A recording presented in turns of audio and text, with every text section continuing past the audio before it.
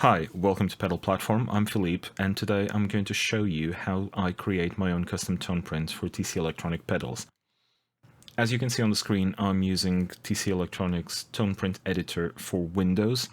I have my Plethora X5 already connected to my computer through the USB cable, and I have an empty board that I'm going to use to create my custom tone prints right now. So let's get on it. So the first thing to do is decide what effect you want to use and what template you're going to base it on. So I'm going to move over to the Templates tab, and for this tutorial I'm going to be using a flashback delay. So I click on it and I'm presented with a list of templates that I can choose from to begin my tone print. TC Electronic have provided you with tens of templates that you can use for your stuff. Some of them are just variants of the same template. For instance, the RVS 4 plus 8 dot, for RVS 8 dot and RVS are supposed to be all the same template. The difference is the subdivisions, because you can't edit them very easily on the Plethora without diving into the TonePrint Editor. They've just provided this option for you. Today I'm going to just start with a basic 2290 delay, so I'm going to click on it, and to edit I'm going to click the pencil icon. So once you click your edit button, you are brought into the editor part of the app, which allows you to control all of the parameters in your effects. In this case, you can see I'm using a delay, so I can control delay time, feedback, so everything you'd expect to be able to control on a pedal on the faceplate of the pedal through the knobs and switches, you can control here, and then you can control more. For instance, feedback high cut, this will give you, as the name implies, it's going to EQ the feedback loop. You can control the high cut, so remove high frequencies, you can remove low frequencies in your delay repeats, saturation, etc. I'm not going to go over all of the parameters for each pedal. We might do that in another series of videos. In this one, I kind of just want to take you through a very basic overview of everything that you can do with this until you save it to the pedal and it's ready to go. So I'm just going to tweak a few quick parameters just to create something to save, just so it's not exactly the same as it was. And now, okay, let's imagine that my sound is absolutely complete and tweaked to my liking. I'm just going to save this tone print. So you come down to the bottom of the screen, click Save Tone Print. This is going to be very similar in Windows app or the mobile apps, both for iOS and Android. All of them respect the same type of interface. It's going to obviously have differences because of screen sizes, but that's what they are. So I'm just going to call this Tutorial 01 Flashback FB. I'm going to click Done. And when I click Done, look at the bottom of the screen and you're saying Saving Tone Print. Tone Print saved successfully and it's ready to go.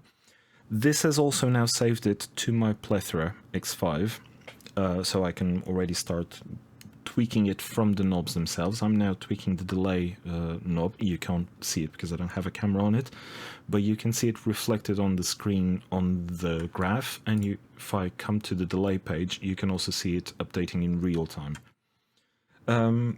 So let's talk about knob mappings.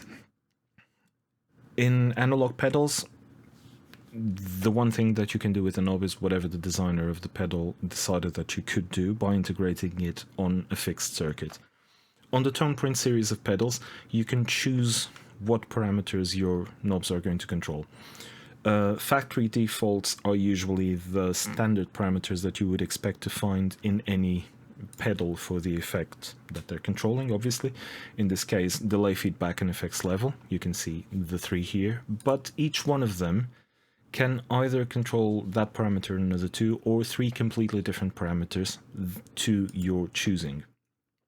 Let's start by looking at what the delay knob is controlling. It's controlling the delay time, as you can see here on the left hand side of the screen, and it's controlling it according to this curve. So when you turn it all the way to the left, you can see that you have a 20 millisecond delay as dictated by this number at the bottom of the curve.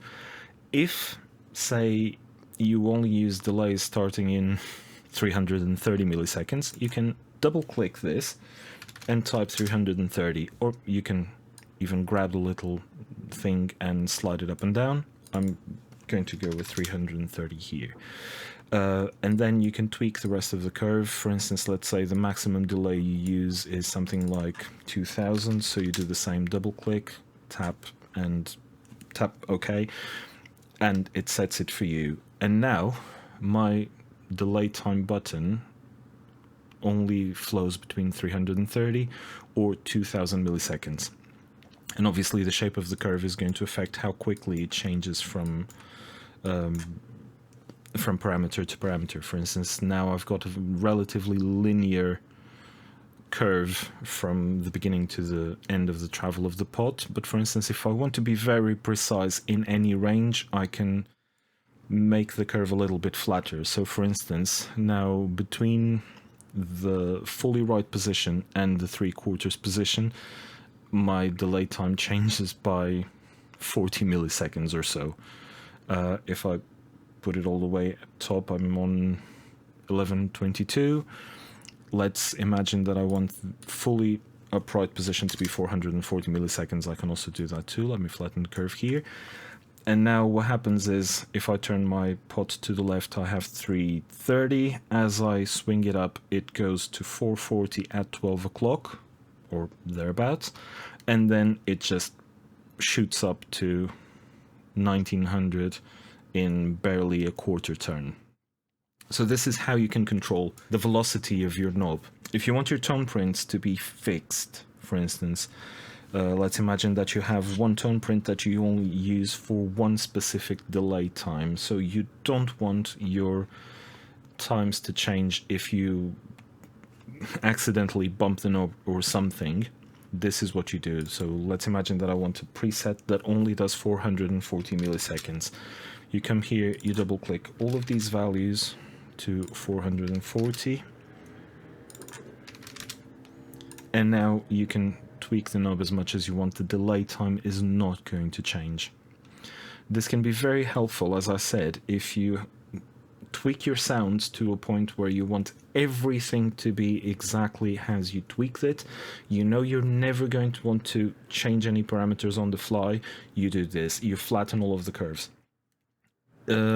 You could also do no selection here, so remove the selection from the knobs, but some tone prints don't like that and they tend to crash and create some funny stuff.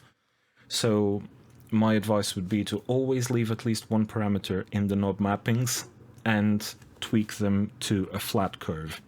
Another option, for instance, say that you want to alternate between 360 and 440 milliseconds. Instead of creating two different presets for that, you can very simply do 360 here, 360 here, and now you have a knob that on the left side it's 360, on the right side is 440. So you can almost think of this as two presets that you just flip a knob and the presets are available for you. So that's how you can assign a single value to a potentiometer. But for instance, let's go back to our previous example of just having 440 milliseconds as our delay time for all travel positions of this potentiometer. In the meantime, I'm going to save my tone print again. I'm going to click overwrite because I don't want to lose what I'm doing, and it's always a good idea to keep saving your work as you're doing it. After all, these are computers, so they have a mind of their own.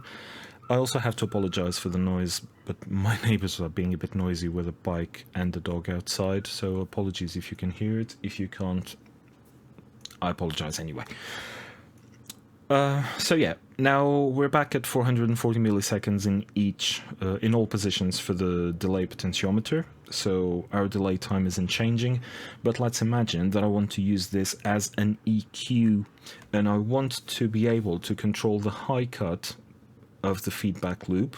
Just come here to the selection menu. So I don't want to do the first one. I've got my delay, it's set, it's stable. So I just want to click on another one of the parameters that I can control. I click here and I choose delay feedback high cut. And in this case, it's the default curve is from 20 Hz to 20,000 Hz. This would mean that with the pot fully to the left, it would cut pretty much everything out of the delay feedback loop.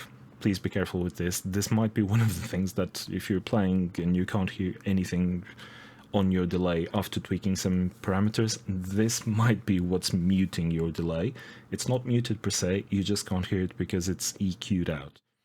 So I'm going to make it so that it starts at 20 kilohertz with the knob fully left, i.e. no cut, and bring it down to something like 5 kilohertz. I'm actually going to just, not 5 hertz, 5,000, and I'm going to tweak the rest of the curve by hand. So now what you have is a feedback curve that starts off on the knob totally to the left without any high cut, and as you're tweaking your potentiometer over the center point all the way to the right, it's now cutting your high frequencies. I've got a synthesizer plugged into the Plethora. I'm not using the guitar today because too many things in my hands. So this is what you get with the potentiometer all the way to the left, so no high cut on the feedback loop, like such. And as I start turning the potentiometer to the right, it starts darkening the sound a bit. Let me do it this way.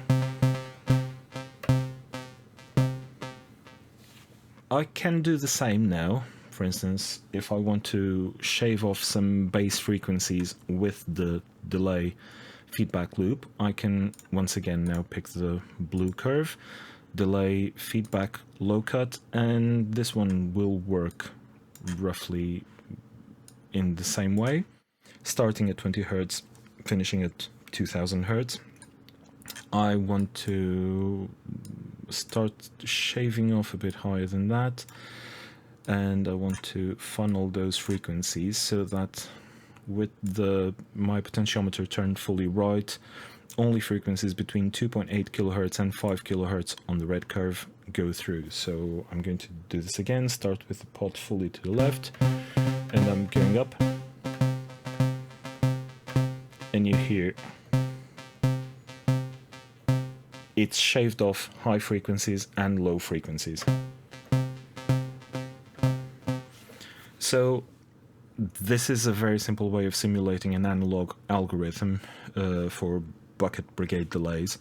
Even though TC has an amazing algorithm for analog delays, this is how you can do it if you still want to use the digital capabilities of longer delay times. You simply use two curves, one of them controlling the time and the other one controlling the frequency, high cut and low cut, and even the saturation. If you want to abdicate of one of the EQ curves, you can control the saturation as you go up in time.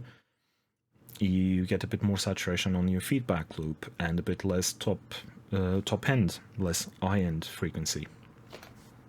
So in the same way that you control the assignments for the delay knob, you can do the same for the effect feedback, and you can do the same for the effects level potentiometer. In this one, I've already created a curve that controls not only the effects level, which is the standard curve from minus 100 dB to 0 dB. I flattened it a bit because usually the TC curve is something like this, so it puts a lot of emphasis on the end range of the pedal, of the potentiometer, sorry, and it drops off quite abruptly on the left side of the travel. I prefer this curve to be a bit flatter, so I can still have a bit of control here on the right hand side of the potentiometer, but not as drastic a change. And behind it, I've created a modulation mix curve, which means that as I'm bringing my effects level up, so as I'm hearing more delay, I'm hearing less modulation on my pedal. And I do this by clicking the drop-down menu, selecting modulation mix, and designing a curve for this. It works exactly the same way for all TonePrint enabled pedals. Again, I'm using the Plethora because it's just simpler for me to demonstrate how this works. And we can now move on to the expression pedal assignments. They work in, again, exactly the same way. The difference is you only have one to choose from. You don't have the 3 potentiometers. You have expression pedal mappings. But the assignment works in exactly the same way. Let's imagine, for instance, that you want to pan the delay from left to right with your expression pedal. This is how it works. So it's at -50 when the pedal is fully heel down, +50 when the pedal is fully heel toe down. If you want to tweak the curve, again, you either grab the points or you edit them with your keyboard. On mobile apps, this works exactly the same. You just double tap the fields, tap the value 1, press enter, and they are saved for you. So again, you have all of the same parameters that you had access to in the knob mapping. You have access for the expression pedal, and again, you can control up to 3 at the same time. If you take a look at the video that I posted with the ambient drones, you will see that I'm controlling 3 different expression pedal, 3 different parameters with my expression pedal, and I'm then using another Plethora trick which allows me to control more than one effect with the same expression pedal, so go check that video if you haven't yet. That's exactly how it works. It's the same way. You pretty much select the parameter and draw the curve as you want it.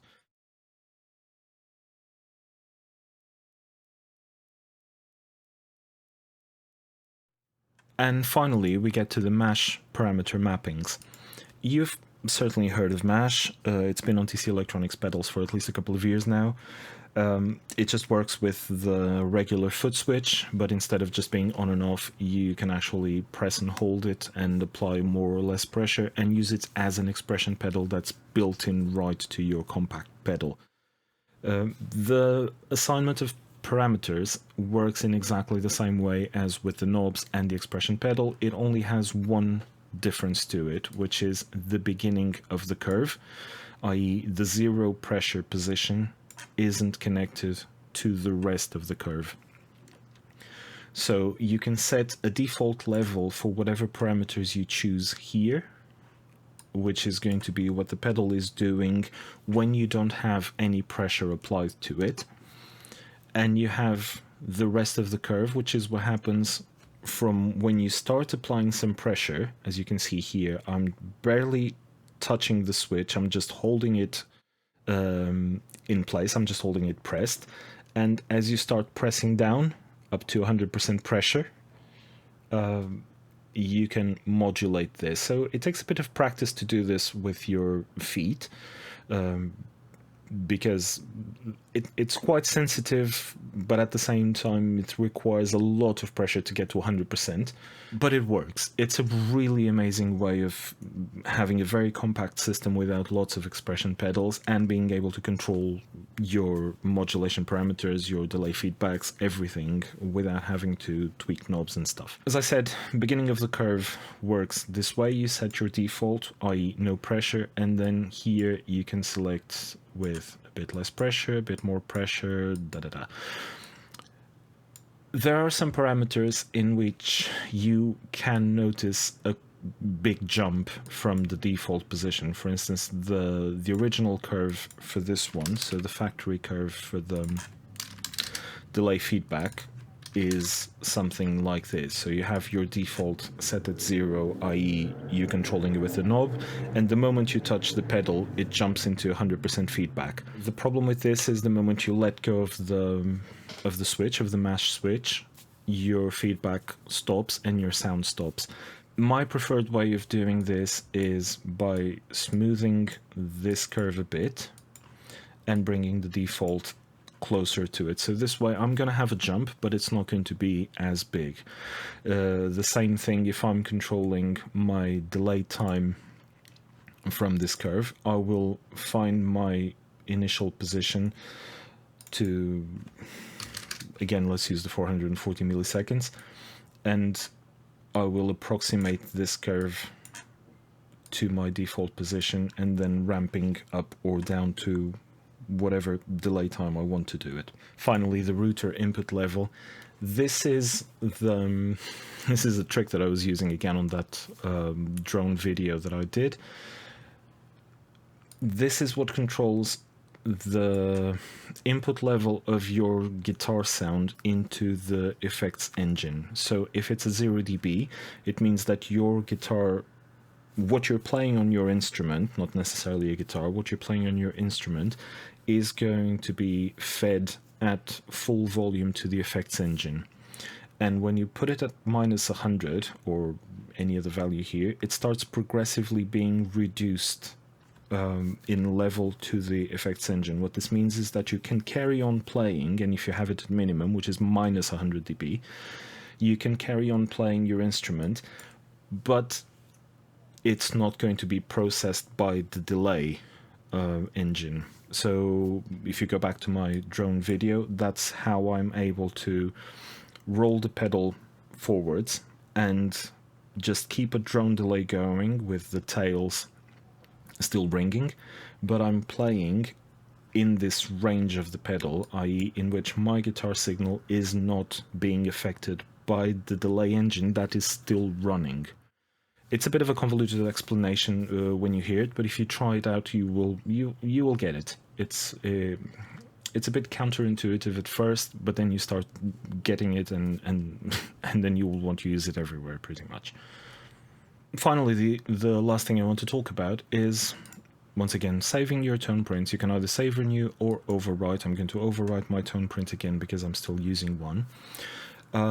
Where can you find these tone prints once they're saved? Well, in the Plethora, they are already saved to the pedal just by clicking Save Tone Print. On other enabled tone print enabled pedals, you will find two buttons. One of them Save Tone Print, another one that says Save to Pedal. So that's two separate actions that you need to take. You might just want to save it in your personal catalog, but not save it in the pedal, because you might have something in the pedal that you don't want to lose. But to then recover these tone prints once they're saved to your computer, you just come here on the bottom left corner, the User tab. Let me come out of this, and you will see all of the pedals that you have saved tone prints for, in this case Plethora X5, and all of the effects that you've saved them for. You click on it and you have the tone prints, in this case the one that I've just saved. If you want to rename, copy, or delete this, you just click on these three dots, sorry. On mobile platforms, you just slide it to the side and you click rename. In this case, I'm just going to change it for FB01 tutorial just to see what happens. Click done, it's renamed, and it's also renamed on the Plethora, which again you can't see, but it appears on the 5th screen on the preset list. And that is how you create your own tone prints. So again, very quickly, you come to the templates list, you pick your pedal, you pick your effect, you pick a template, you click edit, you go through all of the parameters that you want to change, do your knob mappings, do your expression pedal assignments, do your mash assignments, save your tone print, press done, and it's saved not only to your user database, but if you are editing on Plethora X5, it's also going to be on the respective effect in the templates list. So I hope you found this useful. If you did, please like, subscribe, hit the notification bell. And if you have any questions that are left, please ask them in the comments. I am trying to respond to everybody as quickly as I can. I'm also taking suggestions from your comments to create these videos, because they allow me to understand the bits that you are having more difficulties with, or things that you would like me to drill down on or explain a bit more. So please do that. Please just leave me a comment, and thank you very much for your support, and I'll see you the next time.